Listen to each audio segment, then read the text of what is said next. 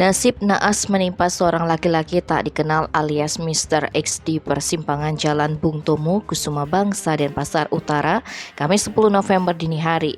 Karena kurang hati-hati saat mengendarai sepeda motor, dia menabrak truk hingga tewas.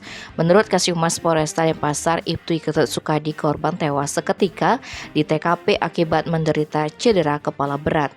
Peristiwa ini jelasnya bermula ketika Mr. X mengendarai sepeda motor Honda Vario dari timur ke barat di ruas jalan kecil pukul 00.10 saat bersamaan truk Mitsubishi yang dikemudikan Erianto 37 tahun melintas dari arah utara ke selatan di jalur utama. Ketika memasuki persimpangan, korban diduga nyelonong lantaran arus lalu lintas sepi dan masih gelap karena di TKP tak ada lampu lalu lintas ataupun marka jalan. Akibatnya dia menabrak bagian samping kiri truk yang keras. Tabrakan tersebut menyebabkan bagian depan motor ringsek. Apes pemotor itu meninggal karena CKB. Saat Satlantas Polresta Denpasar melakukan olah TKP, petugas tidak menemukan identitas yang dibawa korban. Jenazah korban dibawa BPBD Kota Denpasar ke RSUD Wangaya.